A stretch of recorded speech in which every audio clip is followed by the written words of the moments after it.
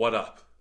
Hey everyone, it's Courtney and Jeremy from Reckless Cards. Oh, I like that Saturday night energy. It's January 30th, 2021. Yep, this month is almost over. We're 1/12 of the way through 2021. And I'm going to throw that out maybe a little foreshadowing. It's almost February, and we have cards that we submitted in July, August of 2020 on a 20-day that we still don't have back. So anybody that's been paying attention... To PSA. Correct. Anybody, I would never mess with BGS or SGC. No. I know you like GAM or GEM or whatever. I don't even know what that is. So anybody that's been paying attention in the hobby has seen the new HGA. That's hybrid grading Approach. There you go. You got it. So they've got these pretty awesome looking slabs, but that's not what grabbed my attention. What grabbed my attention is the guaranteed turnaround time. So we're going to send a couple of PC items in because we are concerned about resale value. We do buy cards, grade them, and then flip them so we can climb the ladder and chase our grails. So we took some time, did a little bit of research, listened to some podcasts, and made a little bit of a bigger submission. So we've got 10 card order. 4 are for the personal collection, Court. 4 for the personal collection. And 6 for that flip life. So go ahead and we're going to show them off, and then we're going to get into the nuts and bolts of what we're doing and why we are doing it. Excellent. So here's our first for our personal collection. Nico from the Steve Aoki. Collected some Nico. Cubs, a little bit of a rebuild thing going on. But, this is for the PC. So I don't care if you don't like it, I like it, and that's all that matters. Yes, and if you didn't watch our last video, we opened a box of Steve Aoki, and we hit a banger of a card. So typically we say don't go back and watch our old videos because every new video is better than the last one. The last video, episode 4, is definitely worth checking out. Yeah, it is true. The first one we did on a Kyocera phone with a newspaper background, and we are now in Dolby. A nice background, a breaker mat. It's coming together. Jeremy did the first one vertical, so that was embarrassing. But he posted it anyways, and I was here for it, so I like to be supportive. You are a bad human being. Here's our next card. All right, yeah, so Courtney, who's got a little bit of an artistic background and enjoys the arts, did an awesome Wrigley Field post on our Instagram page. It's a drawing she did. You can see it at Reckless Cards, but... she saw this card and had to have it, and of course, you never tell Courtney no. I know that the Topps cards, everybody kind of, lost their shirt with these because they were supposed to be a limited edition, and when I saw that they were coming out, I was, super excited. I'm like, oh, we're definitely going to buy them. And we ended up, for whatever reason, not buying them, which worked out because I would have been so mad paying as much as everybody paid for these for them to just mass produce them. That's because I'm savvy. Buy the dip. Yeah. Don't buy the hype. Well, I love these cards, and I'm fine with them because this is a personal collection thing more than, obviously, we're not turning around and flipping these. And we have 3 of the 2020 Topps, so. Everybody knows, in our younger days, I was North Side, Courtney was South Side. She was a Sox fan until 2016, then she had to come up north. Let's not act like and I'm some shed kind of tears and drink champagne as the Cubs won the World Series. I just was so glad that I didn't have to live with you for a year after they lost the World Series. That would be miserable. So, and everybody hates the Cardinals. So, you're right about that. I actually hate the Cardinals more than I hate the Sox. I'm a huge Frank Thomas fan. So the backstory with the Sox is I grew up on the north side of Chicago when I was a kid, but we lived in kind of we lived in a nice neighborhood, and then we lived in a not as nice neighborhood. And when we lived in the not as nice neighborhood, they would take us to baseball games in the city on field trips, but nobody could afford Cubs tickets, so we always went to see the Sox. So I grew up watching Frank Thomas play, and he was a hero to a lot of us, Chicago kids who could actually go see live baseball games who wouldn't typically be able to, have Cubs money. As a kid, he was the largest human being I ever saw. He didn't even look like he was holding a baseball bat. He looked like he was swinging a toothpick. Yeah, he's a big guy. So we got 2 of these. These are the last of the PC that are going, and then this is the beginning of what we're hoping to make money on. Yep. So, Luis Robert from the Steve Aoki collection. If you want to check out our last video, we actually pulled out a super short print numbered to 5 of him. Just an awesome looking card. I'm glad Jeremy told you. Now you have no reason to actually go watch the video. No, you need to watch it. Got the Giannis Hyper Prism, the fireworks. Again, being unsure of what resale is going to be like, we didn't want to commit our like mid-tier and higher end cards, so we went with like a little bit lesser. Mostly lesser. Yeah. I think it's 16-17 Optic LeBron. Can't go wrong with the King. Daniel Gafford. So when we get into the aesthetics of the new slab, I'll speak on this a little bit more. I love what a red ice could look like in that slab, but I also predicted that Daniel Gafford would put up some numbers based on injury history with Wendell Carter and just the fact that he's looked pretty impressive, and we've got a ton of his stuff off at Star Stock, so just figured we'd send one in. Jadon Sancho, love it. We've got a ton of his stuff, but it's been at PSA for going on a half a year, and I don't know if I'll ever see it again, but figure one of these cards would look nice in one of those slabs. Yeah, and he scored a goal today too, didn't he? Yes, he did. Yep. He's awesome. Yep. And then this was the card. This is probably like a $120 to $140 card raw. It's a Flux. It's numbered to 145. Luka. All the kids love Luka. Guy's just an absolute baller. So we're going to take the chance. Obviously PSA is the standard right now, and that's how you're going to maximize the margins on these cards, but we'll take a chance and we'll see what happens. So, Courtney, as we mentioned earlier, the thing that frustrates everybody the most about PSA is their lack or their inability to give us our cards back. Yeah, so when we saw these cool, unique-looking slabs, they were cool enough to grab your attention a little bit, but the thing that jumped out to me was guaranteed turnaround times. So right now, HGA has a 10-day and a 30-day. And you might be thinking, like, well, what the hell does that mean? At the beginning of the pandemic, SGC said, give us all your cards, we're going to meet demand. And they're the same as BGS and PSA, where they were not ready, they got their asses kicked, and they destroyed their reputation, and now they're not taken nearly as serious as they were in February, March, April of last year. One thing that HGA is doing that is really, really cool that I really like is they limit the amount of cards they intake on a particular week. There is a countdown or a score board. Is that what you call it? A scoreboard or something that shows you how many submissions left they can take, and when they reach capacity, there are no more.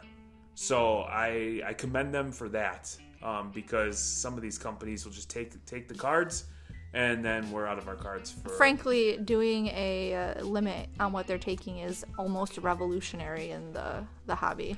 Yeah, I would agree. You're paying for the duration of service, not for the value of the cards. Again, let me repeat, you're paying for the duration, not for the value of the cards. So there's going to be absolutely no upcharge. No upcharge whatsoever.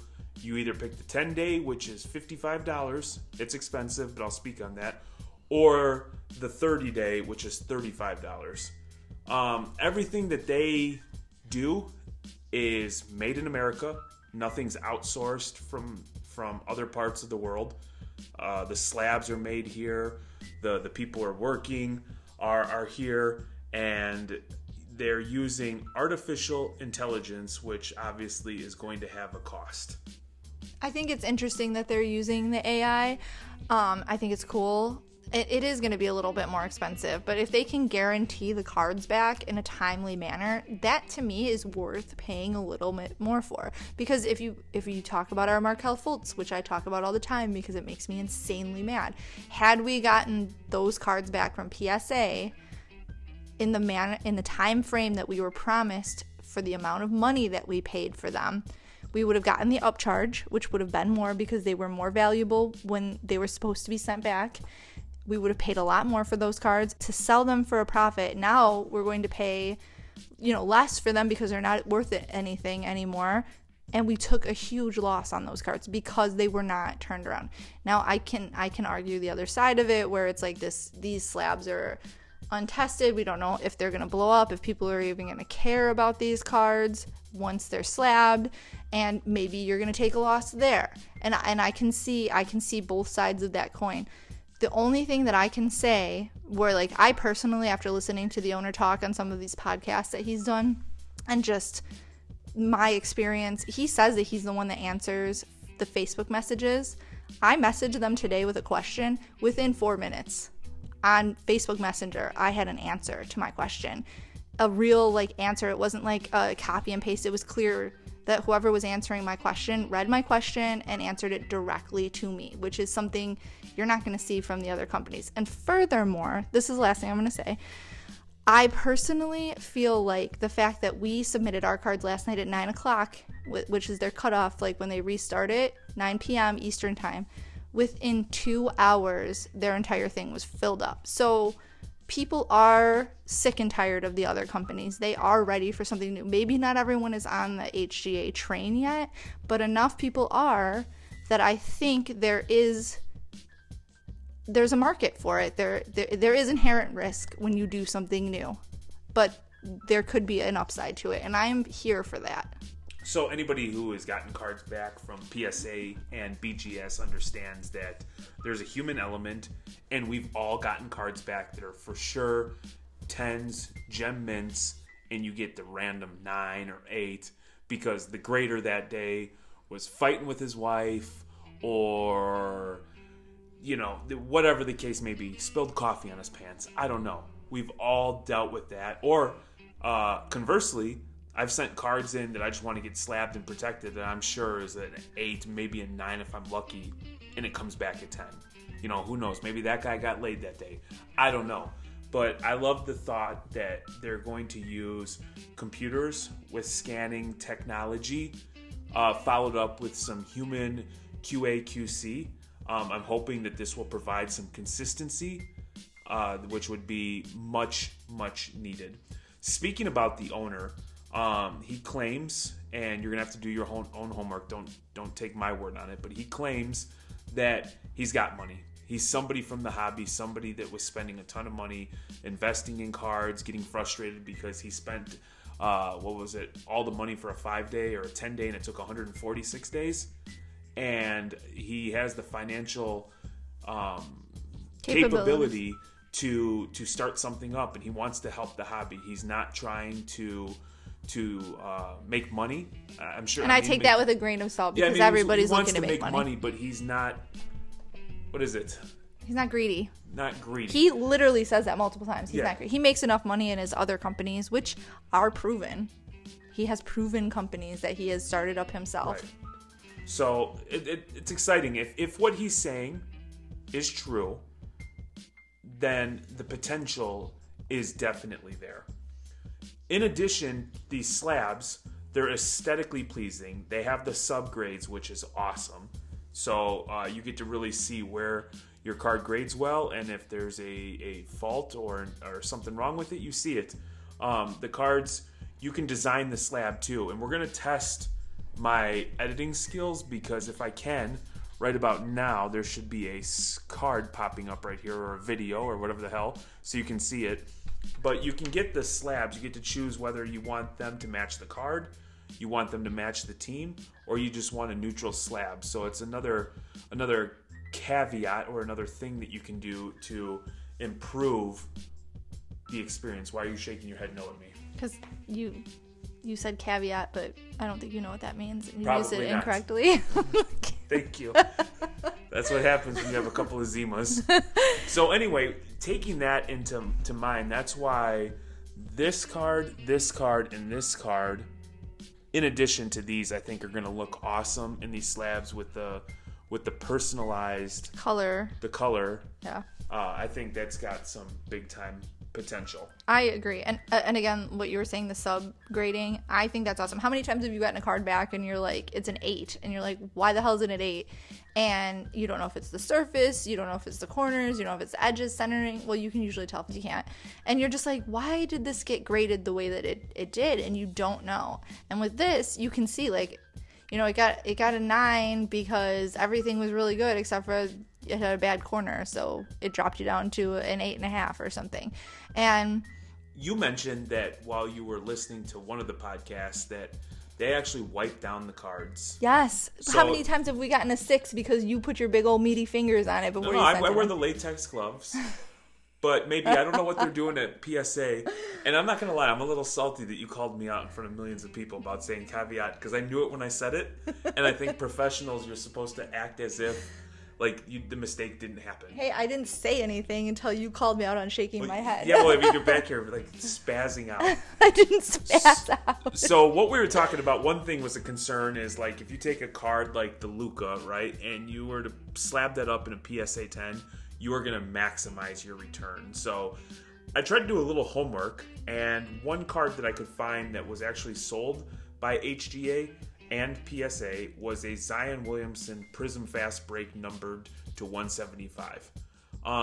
The Zion for HGA sold on January 23rd for $2,025, and the most recent sale of a PSA 9 was $2,000. So that is a very limited and small sample size, but the HGA and the PSA 9 were within $25. So I'm hopeful that's true, because obviously on some of these cards that we're not keeping that we're going to flip, I want to maximize my return. And I agree with you. And that was something in the Lucas podcast that we listened to. Huge fan of Lucas. If you're not following them, if you're not listening to their podcast, and you listen to us, I'm shocked. But if you're not listening to them, Lucas Tigers and Browns podcast is amazing.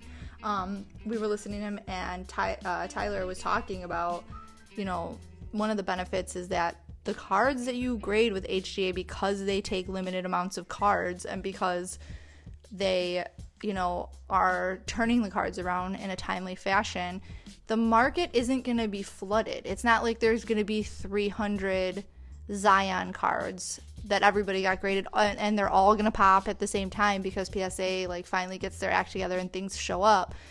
You're not going to have that situation because, you know, if, say, we send in our Luis Robert that we got that's 1 of 5, we could very well, I mean, there's only 5 cards in existence, but we could very well be the only person that gets it graded through HGA, and if people are on the HGA train, that's the only one you're going to be able to get.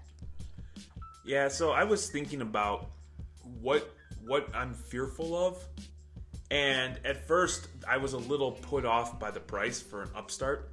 However, to Courtney's point earlier, if you're going to guarantee me that I'm going to get my cards back in the time frame that I paid for, I will take that all day, especially if the comps are going to be even remotely close. I am concerned about this AI because they are a little gray about sharing it, and I'm sure it's because it's proprietary and they're limited in what they can share. I'm interested how it's going to handle different types of cards.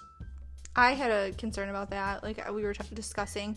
My concern is more when you listen to them talk about it, they don't just scan the cards and then look at them. It isn't a scan. They turn it into a frequency, and then they measure the frequency to see distortions in the surface of the card, or at least that's the way that my idiot brain took what he was saying. And in fairness, he was having a hard time kind of describing what was going on because he said it's above his pay grade. These are like, you know, incredibly talented developers that are doing these things.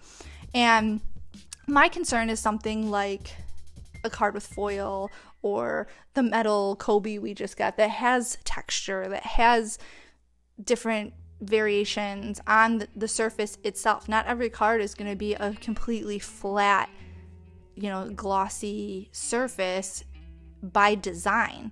How are they accounting for that would be my question. Like, is it impossible to get a 10? We actually haven't seen a 10 from them. That was another concern that I had. Are 10s just because it's AI and it has such high standards, is it impossible to get a 10? on the flip of that, if it is really, really difficult to get a 10 and you get a 10, what's the multiple on that going to be? It's going to be much higher because they're not just giving out 10s. I haven't seen a single one yet. And if you see one, please tag me in it on Instagram or Twitter or Facebook or wherever, because I definitely would like to see. I'm not on eHarmony. I just really would like to see one. I have yet to see one. So that is something that I am interested in, because if it is that difficult to get a 10, are people going to want to send their cards in knowing that the highest they can get is a 9.5?